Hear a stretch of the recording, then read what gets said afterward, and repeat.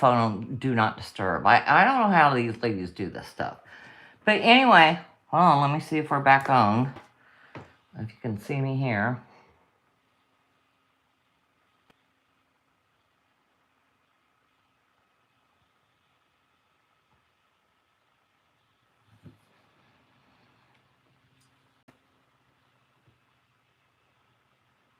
All by myself. Oh, I don't think I'm allowed to see songs. All right, is that one of YouTube? How do you find the YouTube rules? Okay, looks like I'm back on. Can anybody tell me how you find what the rules are for YouTube? Yesterday, somebody made a comment about I should try crack. And I went and looked at the replay. And I said something about, no, I haven't. I can't even get a camera to work. Crack wouldn't be good for me, but it sounds like maybe you've been taken. I'm sure it was a spammer. I'm not familiar with them. I don't know how they do things. But it kind of threw me off. Anyway, what we're going to do now is I'm going to take, hopefully, 5 seconds to switch this down to the mat. And then we're going to take a look at the artistic jig. Give me just a second. Here's my handy tool. It's from the back of one of our high top vinyl outside chairs. All right, hold on.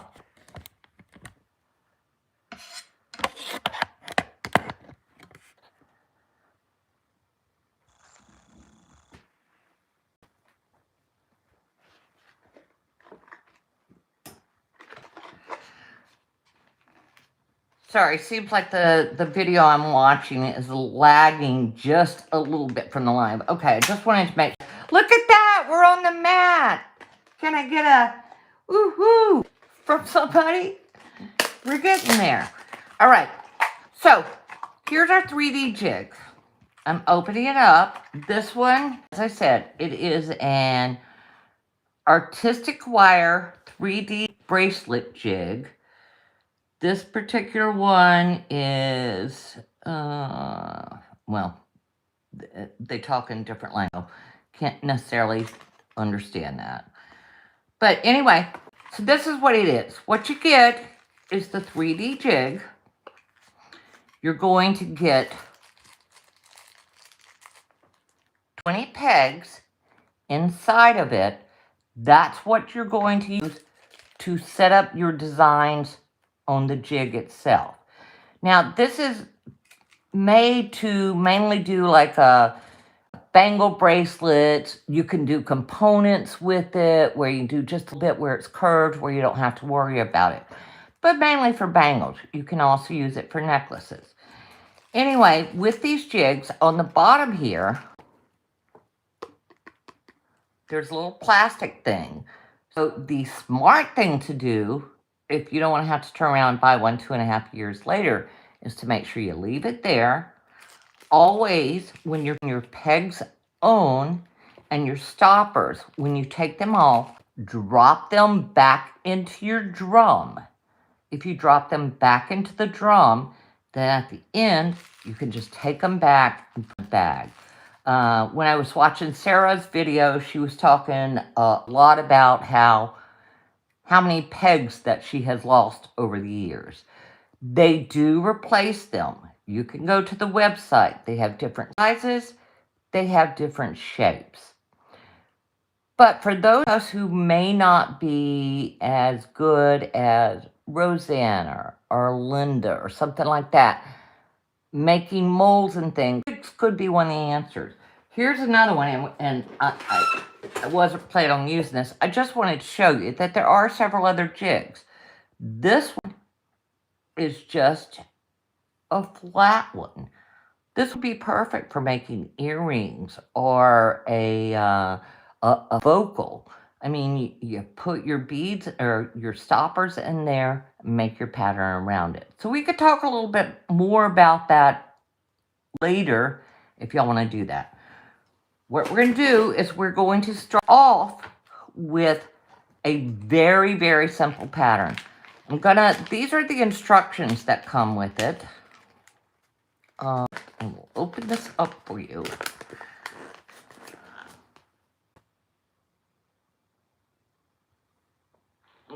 These are the instructions that come with it. Okay, so it's a little booklet. It's just showing you how, because with each peg, I'm going to open these up. Okay. Here's my little tray. It's a little booklet. It's just showing you how, because with each peg, I'm going to open these up. So, with the pegs, you'll see that they're two different sizes. This is narrower. This is bigger. Your narrower end is going to go to the inside, all right? The pegs, you'll see that they're two different sizes. This is narrower. We are going to do a very, very simple pattern, all right? And we're going to take our first one, going on the very top line here. Take our first peg. Very, very simple pattern. Guys, forgive me. I turned the volume on my tablet so I could hear, make sure y'all could hear me. But it's distracting me because it lags a little bit, so I'm going to turn it off. The volume. Guys, forgive me. I turned the volume on my tablet so I could hear, make. So I'm going to have to trust and believe. Hopefully you guys can let me know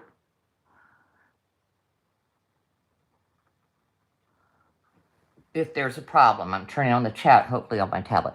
So anyway, what I've done is I've taken that first peg, I'm putting it in, pick anywhere. I'm going to go, because there's a little seam here, and because I'm silly, I'm going to go there with my first peg. I'm going to go back, take a stopper. These little plastic stoppers that come with it. You know, you could probably, if you lost some, you could probably buy a tube with this size diameter. I'm not sure, and put on the back. But once again, I'm using a chair arm from a garden chair to hold my camera up. So hey, you never know what you can do. Anyway, so you're going to take that. You're going to place it on the back and press it firmly into place. Okay? Now, what we're going to do with this pattern is we're going to take this, we're going to skip 2, and then come back and put one in the third spot. Okay? Pushing it in, make sure it is firmly against the jig. We're putting our plastic stopper on. Maybe.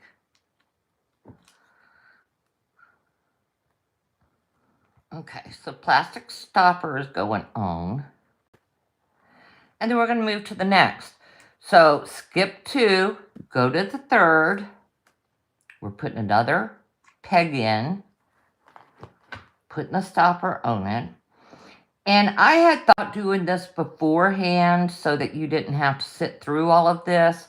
But I really appreciated what Mary had said last week about when Rosanna was doing the knotting, that you like learning from mistakes.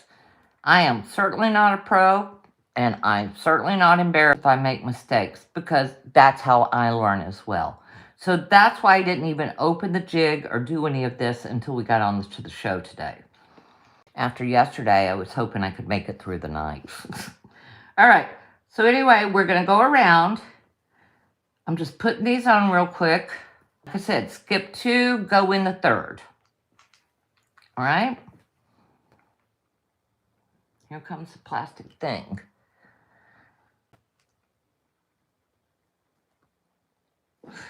Skip 2, go to the third. Plastic, and we're in. Now, see how this one's moving just a little bit? You want to try and make sure that you do get them in there as firmly as possible. Okay, skip 2 to the third. Going in there, putting my plastic stopper. Now, if you will notice, I have come to the end of it, and there's an odd number of beads here. Okay, that's all right. It's not an issue. Instead of the 2 that goes with your pattern, there's 3 left here. So now what we're going to do is we're going to go down this way, horizontally. We're going to skip, oops, seems like I'm straining for some reason. Okay, we're going to skip 1 row, 2 row, go down to the 3rd, and what we're going to do is come in so that we're forming a triangle between these pegs here. So it's down, skip a 2nd row, go to your 3rd row, and turn this into a triangle. Okay? Actually, I'm going to go over here and do it here because I shouldn't have done it there. So 1 row, 2 row, skip down. Now, if you look, you see that you have a nice triangle there. Okay? Then what we're going to do is we're going to take the same exact pattern that we did on the top, and we're going to do it on this row here. So now I'm going to, oops, I guess I should put the plastic peg in.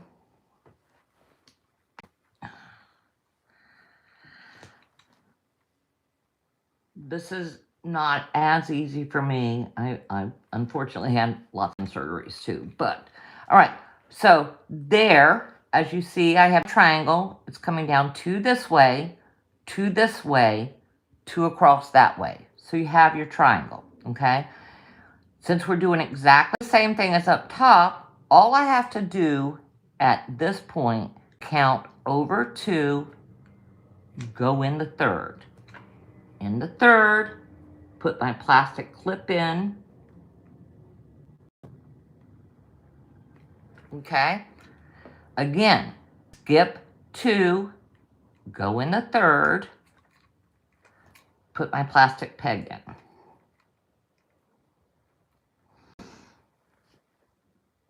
Now, I could already tell you that we're not actually finished this today, but I'm not going to stress over it. I'm not going to go over 1 because Dominique is coming on and we don't want to miss her. So anyway, 2 peg, 2 peg. So putting another peg in, 1, 2, peg. If you'll notice, every time I peg in, and a quick way for you to check and make sure that your pattern is correct is that you should have this perfect little triangle everywhere. So now we're putting the other peg in here, or the stopper, and we're putting it here.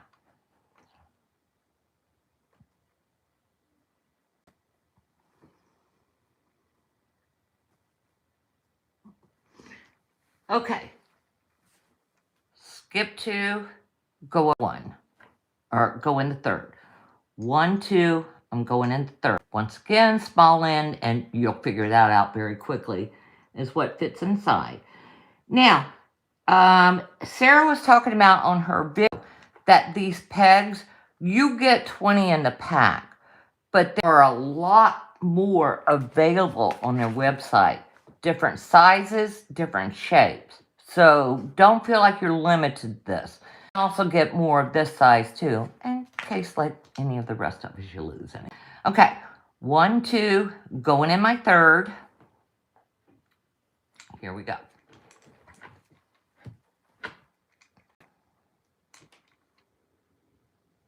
I'm sorry, I think I probably went hammered there. It's getting a little crowded in here. Okay, going in my 3rd.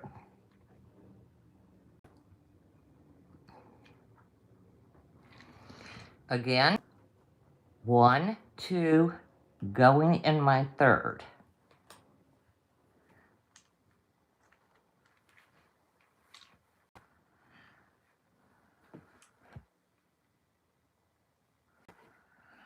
Trying to figure out which way I need to move things when it's not showing perfectly center. And I know that's a big issue for everybody is trying to stay on camera. And since this is my second day of doing this by myself live, hopefully you see enough. And forgive all the band-aids. I have a lot of, I have dogs and hangnails. They like to chew on my fingers. My dogs are what they call knitters. All right, so we're at the end of this. If you will look again, you will see that when we come to the end of the row, just like up here where we ended, we have 3 holes here. That's fine. That's where we're going to end up doing our connectors, our however you want to do it. A lot of different ways that you can clasp these. They are basically bangles. So we will talk about that. I had not decided because I want this to be collaborative and depending on how y'all want to do this. All right, so these are all the pegs that I need for this particular pattern. I'm going to go ahead and do something I don't normally do and put them right back in the box, so maybe I won't lose them this time. What I'm going to do here, since I have this little thing that it came in, is I'm going to go ahead and I'm going to put my pegs back in here.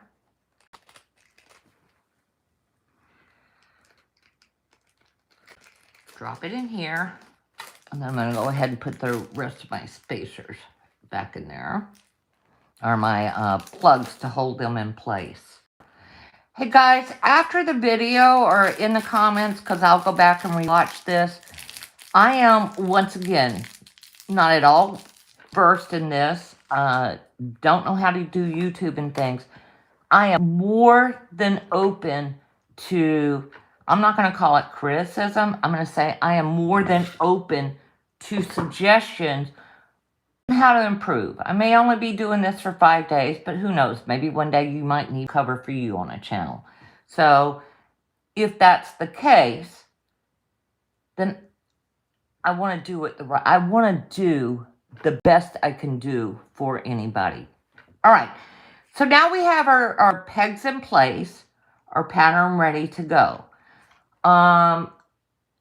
Like I said, not a ton of videos on these. And I have seen a couple of different versions of what you should choose as far as wire. All right. When I did mine, 2.5, 3 years ago, I used 20 gauge because that's the only thing I used, 20 gauge wire. It was the first thing that I heard of, and that's what I did. Sarah was saying on her show, and we all know that she's been doing this a long time, that you should use 16 gauge or before, or I'm sorry, or later because heavier. So 18 gauge would be the least, 16, 14, 18 gauge she's not even a major fan of, okay? When I did mine in 20, it's not like it's been worn a lot or anything. I kind of put it aside.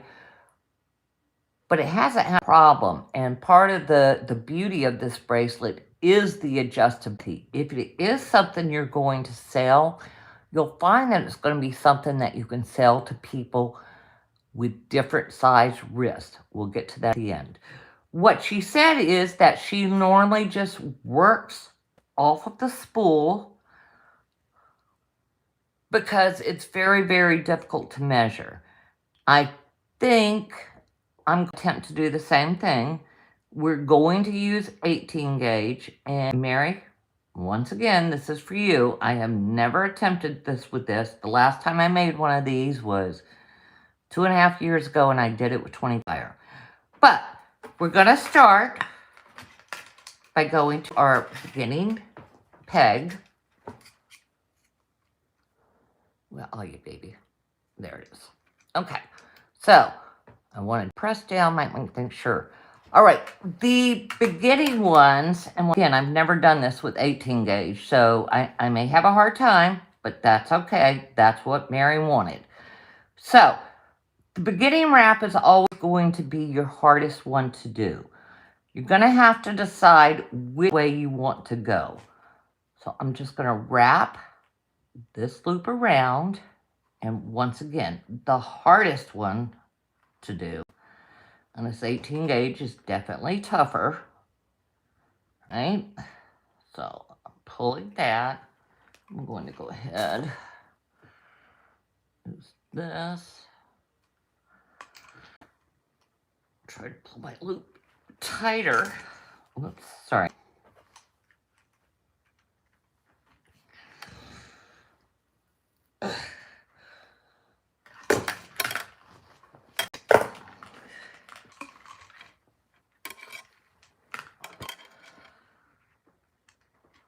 Sorry, no, I went off camera there, but I needed to get it close to me to get it tight. All right, if you will notice, I've left a little bit of a tail here. I have not decided how we're going to do a closure on this bracelet. We could do a wrap loop, we could do a clasp, we could do something else, all right? But I have my first loop on there. What you're going to do then is take this, and once again, I have never done this in 2.5 years, and I've certainly never done it with 18 gauge wire. So I'm bending it down. Then I'm going to take counterclockwise and pull it up. As I go, if you will notice, I'm trying to push down on the loops as I go. So now we're coming, oh, I'm sorry, I did it the wrong way. I started at the end, not the beginning. We're going to pull this off.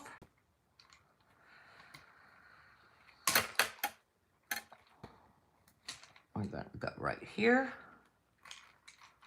Put this back on.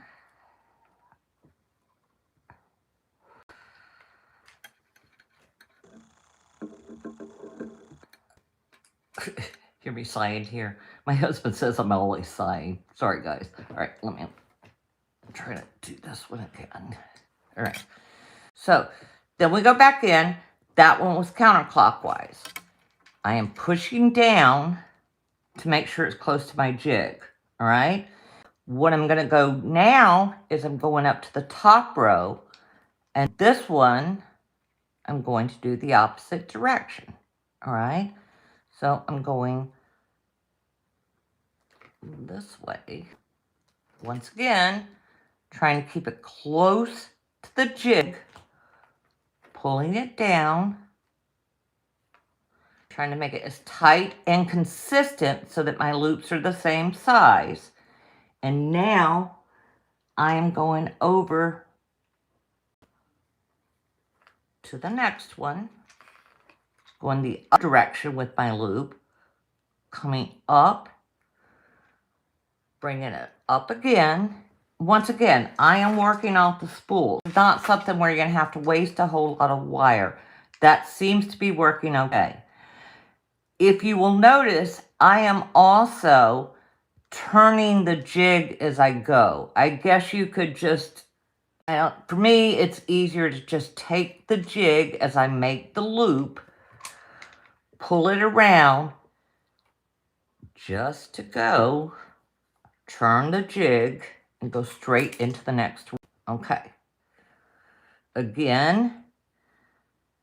And sorry, it's actually easier if you don't slow down between them, if you're just trying to go in it. Once you get in a rhythm, you won't. Once you get in a rhythm, it makes it easier. I'm pressing down as I go, circling, trying to make sure I'm keeping my loop close to the jig, pressing down, coming up to my next one, pressing down. And if you notice, I'm turning the jig as I go, and each of my loops is being done in a different direction. Hold on. I didn't realize my battery was getting low. I'll plug that puppy in. Get it out of the way. All right. So again, coming around. If you notice, I'm holding this down as I come. Did I go in the wrong way? I think I went the wrong way there. Okay. Coming around this way, very easy to tell when you do it the wrong way because you won't be what you want to do is you want to make sure that when you're with the next one that your wire is pointed in that direction. Okay. Here we go to this one. Pulling it around. This one. Pulling it around. Once again, pushing down, trying to keep my loops close and consistent. Coming up, I'm turning my jig as I go, turning it around, coming up, and turning around. All right. Now, if you will notice that I also now have 3 holes here. So the pattern isn't the same. I mean, it is the same as up top, but they don't meet. That's okay. Like I said, at this point, we're going to decide, and this definitely won't be, no matter how much time I have, because I'm dying of now, it won't be finished till tomorrow. But I'll show you what we're going to do and how we're going to do it, because I would really want some suggestions for tomorrow, because it's going to tie into our bargain bead box group collaboration own theme. Okay, I'm sorry, just trying to straighten this out just a little bit.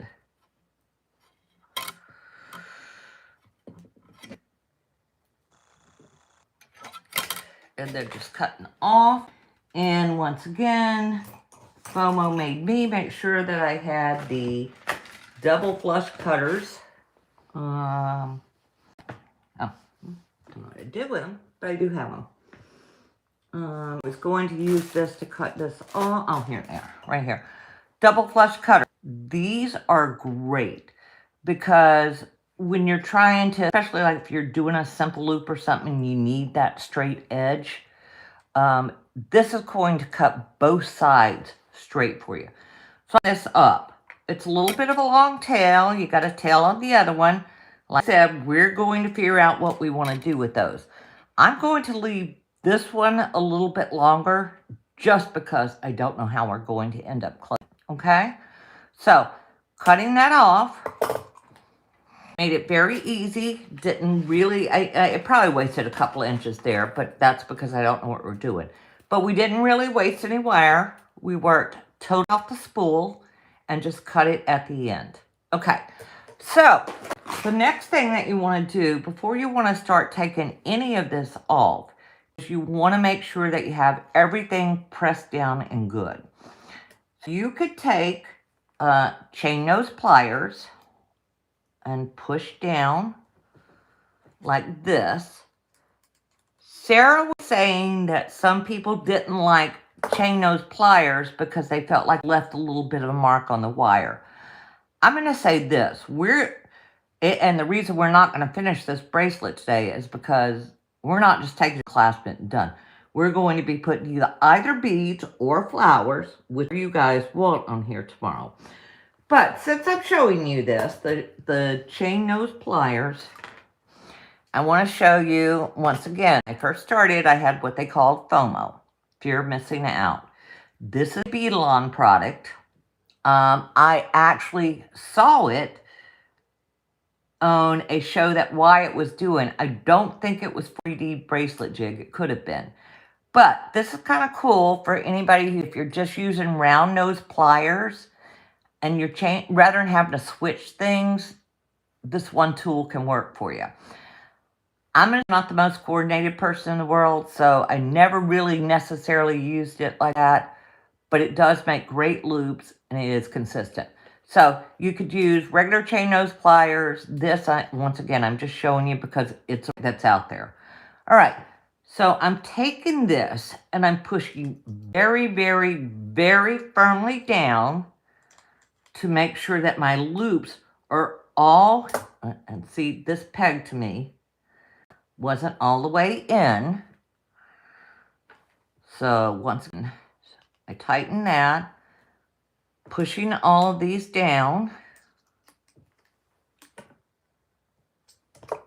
That peg's a little loose to me too.